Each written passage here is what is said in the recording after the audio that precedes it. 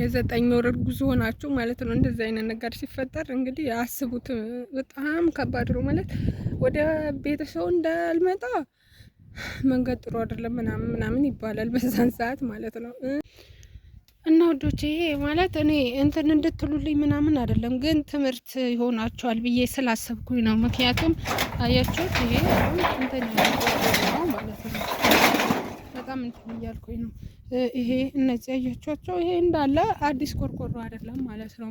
ምክንያቱም ያው እንደነገርኳቸው እንደፈረሰ ከፈረሰ በኋላ እንትን ያልኩት ነው ማለት ነው። ይሄ ከዛ በጣም የሚገርመው ግን የቡታጀራን ከንቲባ እንደውም በዚህ አጋጣሚ ምናልባት ይህን ቪዲዮ ሊያየው እንኳ ከቻለ ይህ ቪዲዮ እንኳ ምናልባት ሚዲያ ምናምን ተጠቃሚ ከሆነ ሊያይ ይችላል እንጂ እኔ እንጃ። ከዛ ይሄ ቆርቆሮ ልሸጠው ነበር እዛ እያለ ማለት ነው። ከዛም በኋላ ምን ተባለ? የፈረሰባችሁ እንዳለ እቃውን ጭናችሁ ነው ወዴት? ወደ ቡታጀራ ወደ ትውልድ ቦታችሁ እያንዳንዱ የፈረሰውን እቃ ጭናችሁ ነው ምናምን ተባለን ማለት ነው። ከዛ አስቡት እንግዲህ የፈረሰ ኮታት እንዳለ ቆርቆሮው ምኑም ሳይቀር ማለት ነው። ይኸው በሩ መስኮቱ ራሱ እዚህ ጋር ይታያችኋል፣ እዚህ ጋር አሉ ማለት ነው። እና እነዚህን ጭነን መጣን። ግን የቡታጀራ ከንቲባ ምንም ነገር አላደረገልንም። መመላለስ ብቻ ሌላ ወጪ እንዳውም ማለት ነው። የዛኔ ደግሞ ወደ ቡታጀራ ጠቅልለን ምሳ በልተው እየመጡ ነው ማለት ነው። እዛ ጋር ወደ ቡታጀራ ጠቅልለን ስላልገባን እንትን እያልን ነበር ማለት ያው ትመላለሳላችሁ የሆነ ነገር እናገኛለን ቦታ ይሰጣችኋል ምናምን ተብለን ማለት ነው እየተመላለስን ነበር ማለት ነው። ግን ምንም አይነት ነገር ያደረጉልን ድጋፍ የለም ምንም ማለት ነው። እስቲል እስካሁን ድረስ ምንም ነገር የለም። በቃ ዞን ሆነ እንትን ሆነ እያሉ ምንም ነገር ሳያደርጉልን ያው እስካሁን አለን ማለት ነው። እንደዚህ አይነት ነገር ሲፈጠር እንግዲህ አስቡት። በጣም ከባድ ነው ማለት ወደ ቤተሰቡ እንዳልመጣ መንገድ ጥሩ አይደለም ምናምን ምናምን ይባላል በዛን ሰዓት ማለት ነው። በዛ ላይ ደግሞ ፋሚሊ ምናምን አለ እኮ በእርግጥ እዛ ግን በቃ ከባድ ነው። ብቻ አዲስ አበባ ውስጥ ስትሆኑ ለየብቻ እንኳ ራሳቸውን ችለው እንኳ ለመኖር ይከብዳል። እንኳን ሰው ድጋሚ ለዛውም እርጉዝ ሆናችሁ ምናምን እዛ ለመደረም ማለት ነው። እና በጣም በቃ የሚሰቀጥጥ አስቸጋሪ ጊዜ ነበር ያሳለፍኩት። ግን እግዚአብሔር መልካም ነው ታውቃላችሁ። ማለት ያን ሁላ ነገር አልፎ ዛሬ መጥቼ እዚህ የቤት ባለቤት ልሆን ስለሆነ በጣም ደስ ብሎኛል። ማለት እንጃ ደስታም ሊሆን ይችላል እንደዚህ እንትን ያለኝ።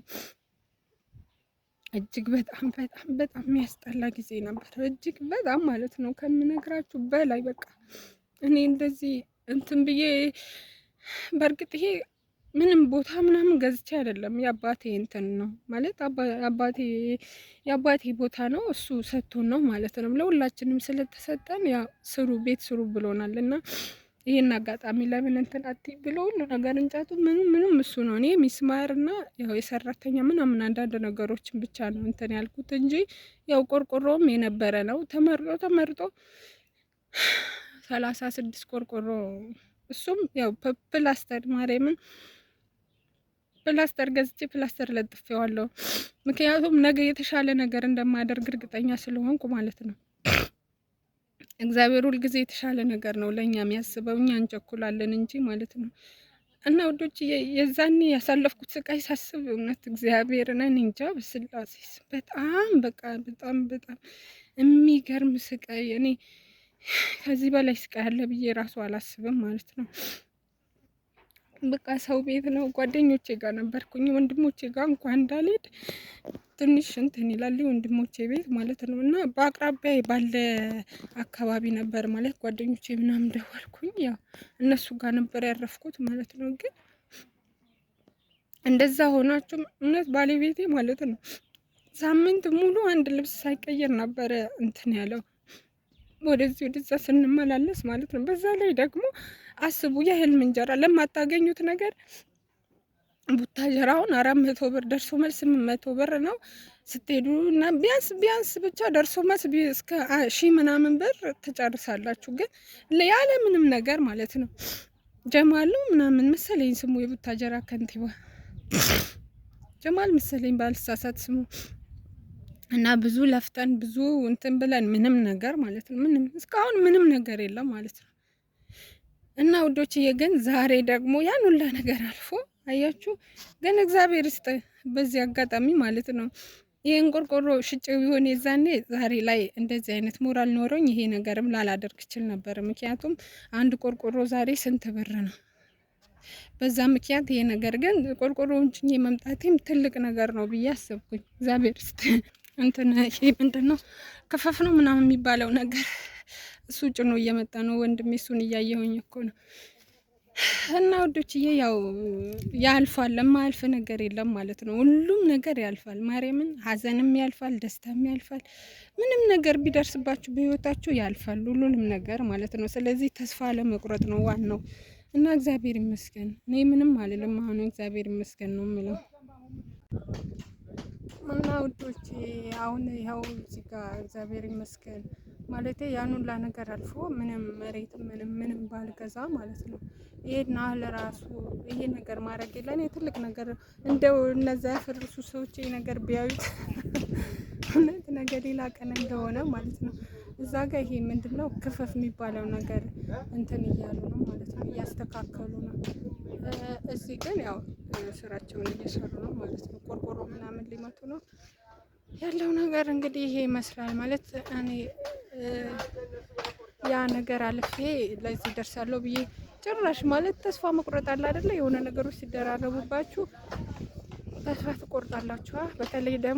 በተለይ ሰሞኑ ደግሞ እየሆነብኝ ባለው ነገር በጣም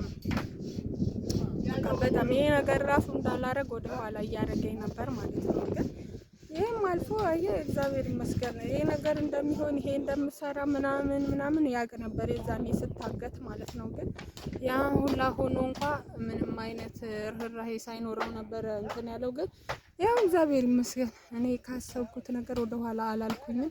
አሁንም ቢሆን ያው አድርጌዋለሁ እንዳሰብኩት ማለት ነው። ያንተም መጨረሻ አላማረም፣ የኔ ግን እግዚአብሔር ይመስገን ይኸው ይሄን ይመስላል ማለት ነው ያለው ነገር። እና ውዶችዬ ከዚህ በኋላ ማለት ወደፊት ይቀጥላል፣ ህይወት ይቀጥላል። እና ምናልባት ብቻም ሳይሆን እርግጠኛ ነኝ ይሄን እንደኔ አይነት ነገር የገጠማችሁት ወንድሞቼ በተለይ የአረብ ሀገር ያላችሁ ከዚህ በኋላ ጭራሽ እንዳታስቡት ማለት ነው። የጨረቃ ቦታ የሚባል ነገሩ አሁን ከዚህ ማለት ብዙ ጊዜ ሆነ ቤት ቦታ ምናምን መሬት ራሱ በጣም ረክሷል እኮ አሁን። ምክንያቱም ጨረቃ ስለሆነ የጨረቃ ቤት ማንም አይገዛም። ያን ማአት ያን ችግር ያየ ሰው ድጋሚ ደፍሮ እንደዚህ አይነት ነገር ይሰራል ብዬ አላስብም ማለት ነው። እና ለዛም ይመስለኛል ቤት ምናምን በጣም እንትን ብሏል። ቤት ምናምን በጣም ተወደደ። አሁን ጠቅልዬ የራሱን የአዲስ አበባ ቡታጀራ እንድገባ ያደረገኝ እንግዲህ አስቡት። የራሳችሁ ቤት ኖሯችሁ ምናምን ቤታችሁ ፈርሶ እንደገና ተከራይ ሆናችሁ አከራይ ወይ ጥሩ አከራይ ነው። ግን እግዚአብሔር ይመስገን እስካሁን ድረስ ጥሩ አከራይ ነበር የገጠመኝ። ግን አሁንም ያለሁበት ቦታ ከዛ ከልኳንዳ ከወጣም በኋላ ማለት ነው ቤቴ ከፈረሰ በኋላ ወዴት ነው የሄድኩት? ወደ ሴና ወደ ፍሊዶሮ ነበረ የምኖረው ማለት ነው። ፍሊዶሮ ማለት ኦሮሚያ ክልል ውስጥ ነው።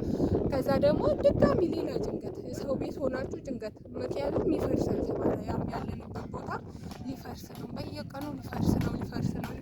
በቃ ምን ልበላችሁ ጭራሽ ማለት ነው ማርያምን ነው የምላችሁ። እቃ ምናምን ሰብስቡ፣ በቃ እቃ ሰብስባችሁ ሬዲ ሆናችሁ ቁጭ በሉ ምናምን ሲባል እንዴ ምን ነው? እኔ ተወልጄ ያደኩበት ሀገር ነው ቡታጀራ ከተማ ነው። ከተማም ባይሆን እኔ አባት እናቴ ያሉት ወደ ገጠሩ አካባቢ ነው፣ 130 የሚባል ቦታ ማለት ነው።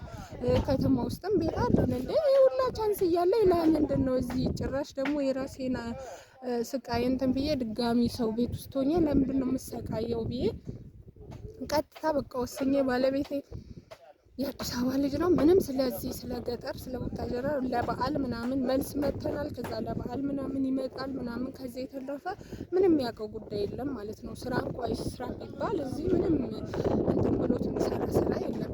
እና እንደምንም ብዬ አሳምኜ ለዛ ነው አሁን ባለቤቴ እኮ ከኔ ጋር አይደለም። ባለቤቴ ቡታጀራ አዲስ አበባ ነው፣ እኔ ቡታጀራ ነኝ። ምክንያቱም በዓል ሲሆን ምናምን ወይ ልጆቹን ለማየት በስራ መስቀል በወር የሚሆን እንደተመቸው ይመጣል ይሄዳል እንጂ ባለቤቴ ከኔ ጋር አይደለም ማለት ነው። ይሄ ሁላ ነገር የሆነው ለምንድን ነው? ህገ ወጥ ቦታ ባልገዛ ያን ብር ወይ እዚህ እንኳን ጽድት ያለ ቤት ሰርቼበት ቢሆን ኖሮ አስባችሁታል? የምኖረው ኑሮ በቃ እንደዚህ አልሰቃይም ነበር ማለት ነው። የሚገርማችሁ ልጄ ትልቁ ልጄ ትምህርት ኬጂ ጀምሮ ነበር ማለት ነው።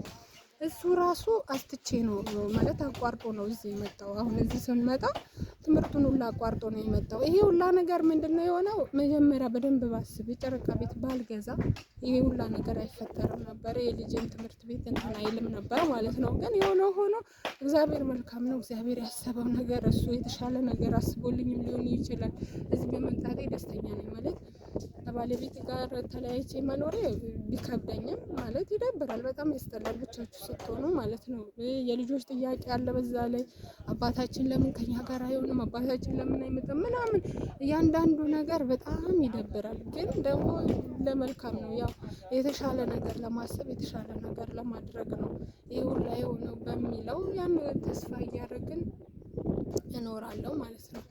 ስለዚህ ውዶቼ አሁንም ደግሜ ደጋግሜ የምላችሁ ህገወጥ የሆነ ነገር የጨረቃ ቤት የሚባል ገና ስሙ እንኳን እንዳትሰሙት። እውነት እግዚአብሔርን ትርፉ ምንድን ነው? ይሄው እንደኔ እንግልት ብቻ ነው ማለት ነው። ስለዚህ ውዶቼ ምናልባት ከዚህ ትንሽ ትምህርት እንትን ካላችሁ ብዬ ነው። ይህን ይመስላል ያለው ነገር። ቀሪውን ደግሞ ቆርቆሮ ምናምን ሲመቱ ደግሞ አሳያችኋለሁ። እና ውዶቼ አሁን ቆርቆሮ እየመቱ ነው ማለት ነው። ቆርቆሮ እየመቱት ነው። ግን ቆርቆሮ በጣም በቃ የተለጣጠፈ ስለሆነ ብዙም ደስተኛ አይደለም ልጁ። ግን ያው ምንም ማድረግ ስላልቻለ ብቻ ነው የሚመታው። ያኔን ማለት ላለመጫን ብሎ ነው እንጂ ብዙም እንትን አላለውም። ግን ምንም ማድረግ አይቻልም ማለት ያው ንፋስ አለ፣ ግን ድምጽ ይሰማል ብዬ ተስፋ አደርጋለሁ። እና ወዶች እኔ እንዳውም ማለት ነው ከዚህ ቆርቆሮ ምን ተማርኩኝ መሰላችሁ? ተፈላሰፍሽ እንዳትሉኝ ማርያምን፣ የምሬን እኮ ነው። ማለት መውደቅ እንዳለ መነሳትም እንዳለ ነው እንትን ያልኩት ማለት ነው። አሁን ለምሳሌ ቆርቆሮ ከፍ ብሎ ነበረ፣ ጣራ ላይ ነበር። ከዛ ደግሞ በሆነ ወቅት ደግሞ ያው በተፈጠረው ነገር ወደ ታች ማለት እንደማይጠቅም ነገር ነበር የተጣለው። አሁን ደግሞ ግን አያችሁ ላይ እየወጣ ነው፣ ሊጠቅም ነው ማለት ነው።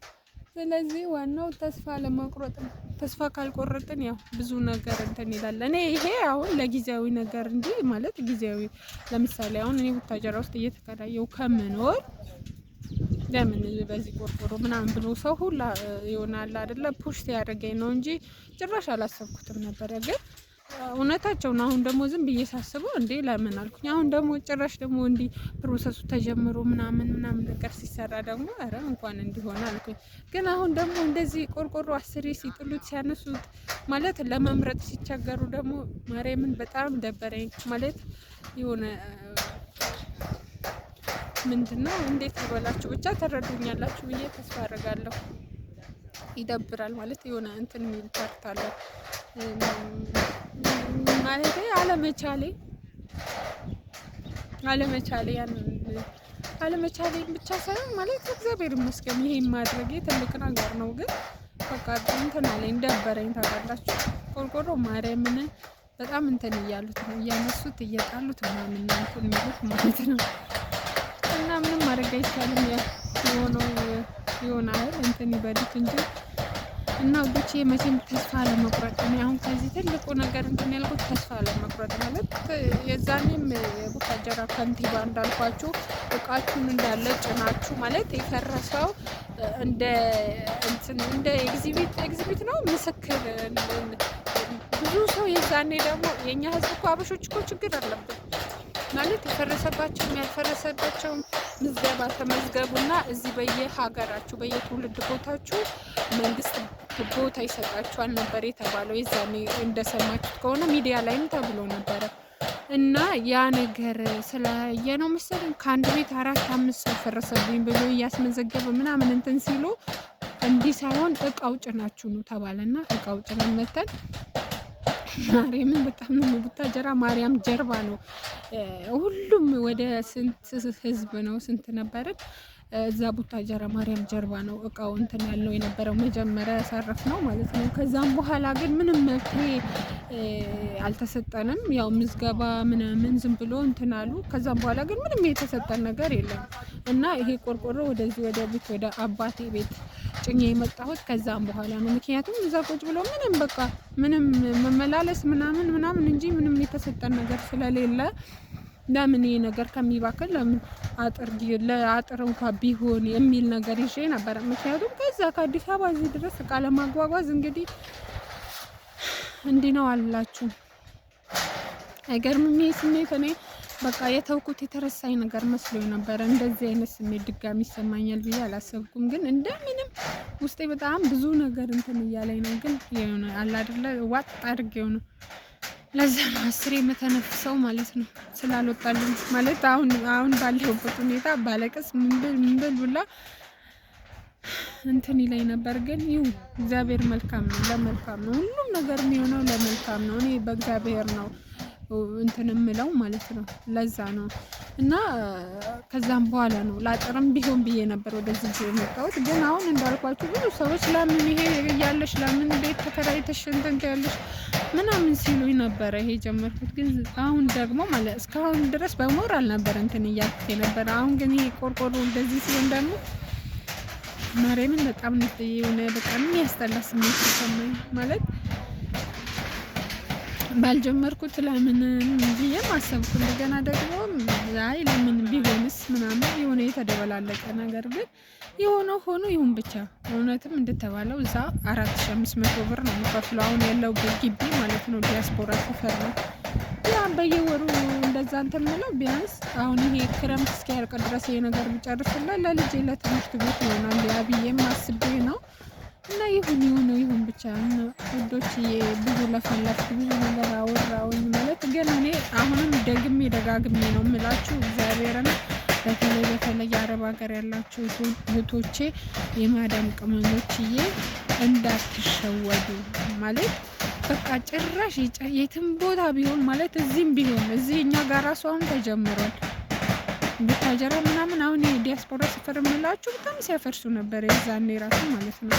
ስለዚህ ይሄ ነገር ሄዶ አሁንም ይሄ ነገር መፈጠሩ ስለማይቀር የትኛውም ሀገር ይሁን የትኛውም ቦታ ይሁን የጨረቃ ቤት ጭራሽ እንዳገዙ ጭራሽ ማለት ነው እንዳታስቡት። እግዚአብሔርን ብራችሁ ብትለብሱበት ብታጌጡበት ለእናት አባታችሁ ዶሮ ማለት ነው ዶሮ መግዛት ይሻላል። የጨረቃ ቤት ገዝቶ የጨረቃ ቤት ከመስራት ማርያምን ዶሮ ብገዙ ዶሮ ገዝታችሁ ብታረቡ ይሻላል እንጂ ጨረቃ ቤት እንዳገዙ። እኔ ያን ሁላ ብር ለዛ መሬት ያን ሁላ ብር ያፈሰስኩት ብር ማለት ነው እዚህ ጽድት ያለ ቤት እኮ ሰራበት ነበረ። እግዚአብሔርና ጽድት ያለ ቤት ማለት ነው። ግን አልሆነም ማለት ይሄና ይመጣል ብዬ ስላላሰብኩኝ። የሚገርማችሁ ደግሞ ከተገዛ ማለት ነው ቦታው 1 አመት እንኳን ኖርንበት። አመት 8 ወር 9 ወር አካባቢ ከገባንበት ቤቱ 8 ወር 9 ወር አካባቢ ሲጀመር ደግሞ እኔ ቤቱን ሰርቼ ሳይሆን ቤት ነበረበት ሳሎን መኝታ ጓዳና ሳሎንና መኝታ ጓዳ አለው። ከዛ ደግሞ ውጭ ላይ ትንሽዬ ቦታ ስለነበረ እንትን ማድቤት ምናምን እንትን አለን ማለት ነው በራሳችን እና አሪፍ ነበር። ሳሎኑ ሰፊ ነው፣ መኝታ ጓዳ በቃ እንትን ይል ነበረ። ግን 9 ወር በቃ 9 ወር አካባቢ ከገባንበት እኛ ገዝተን ከገባንበት 9 ወር ነው የኖርንበት ማለት እንግዲህ ልኳንዳ ተሻግሮ ሴና የሚባል ቦታ ነው ማለት ነው። ወደ ልደታ ቤተክርስቲያን ምናምን መሄጃ ቦታ ነው። ሴና ይባላል። አብዛኞቻችሁ ልታውቁት ትችላላችሁ። ምናምን ሲሉ ነበረ ተደፋፍረን ነው ባለቤቴም ይሁን ብለን እንትን ያለው ግን ያው እንዳሰብነው አልሆነም። እግዚአብሔር የፈቀደውን ነው የሆነው ማለት ነው። ስለዚህ ውዶች ደጋግሜ የምላችሁ ግን የጨረቃ ቤት የሚባል ነገር ፕሊስ እባካችሁ እንዳገዘው እግዚአብሔር ለምስሞና ካርታ ያለው ነገር በቃ ህጋዊ የሆነ ነገር ገዝታችሁ ምንም ባይኖራችሁ ይሻላል ማለት ሰርታችሁ ለፍታችሁ እንደዚህ መና ከሚቀር በቃ እንደዚህ ነው እኔ የማስበው ማለት ነው። ስለዚህ ውዶች የካሜራም ያው ራሴ በእጄ ይዤ ነው እንትን ምለው ያን ያህል እንትን አላለም። ፀሐይም አለ ንፋስ አለ በጣም ብዙ እንትን አለ። ግን ያለው ነገር ይሄ ነው። ይሄ ነገር ላሳያችሁ ብዬ ነው። ምናልባት ከዚህ የሆነ ነገር ከተማራችሁበት ብዬ ነው። በጣም ወዳችኋለሁ፣ አከብራችኋለሁ። ሰላማችሁ በያላችሁበት ብዝት ይበልልኝ። ቻው ቻው።